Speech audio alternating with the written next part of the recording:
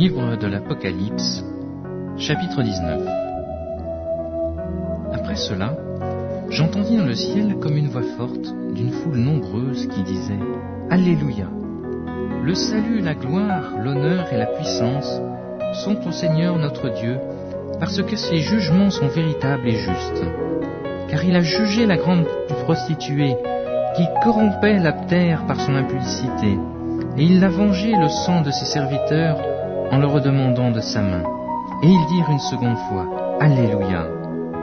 Et sa fumée monte au siècle des siècles.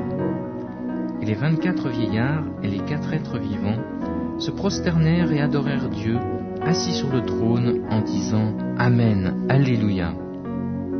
Et une voix sortit du trône, disant « Louez notre Dieu, vous tous ses serviteurs, vous qui les craignez, petits et grands. » Et j'entendis comme une voix d'une foule nombreuse, comme un bruit de grosses eaux, et comme un bruit de fort tonnerre, disant « Alléluia !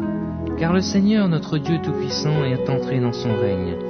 Réjouissons-nous et soyons dans l'allégresse, et donnons-lui gloire, car les noces de l'agneau sont venues, et son épouse s'est préparée.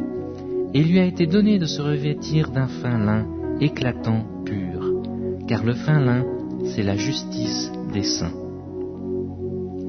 Et l'ange me dit, écris, heureux ceux qui sont appelés au festin des noces de l'agneau.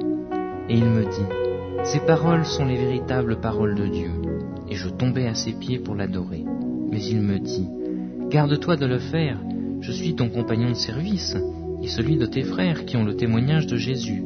Adore Dieu, car le témoignage de Jésus est l'esprit de la prophétie.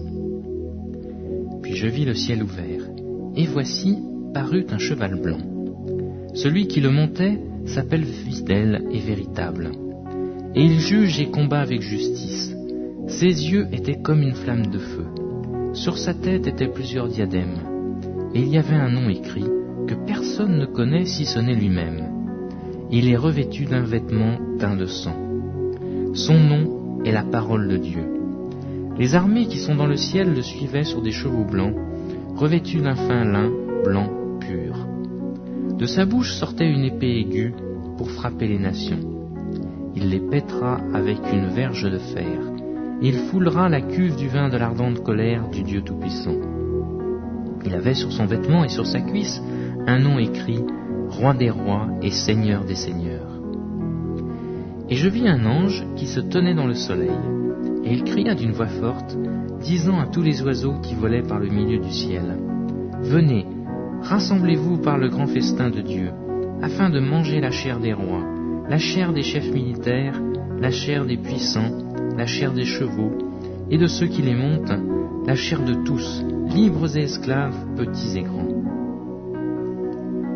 Et je vis la bête et les rois de la terre et leurs armées, rassemblés pour faire la guerre à celui qui était assis sur son cheval et à son armée. Et la bête fut prise, et avec elle le faux prophète, qui avait fait devant elle les prodiges par lesquels il avait séduit ceux qui avaient pris la marque de la bête et adoré son image. Ils furent tous les deux jetés vivants dans l'étang ardent de feu et de soufre, et les autres furent tués par l'épée qui sortait de la bouche de celui qui était assis sur le cheval.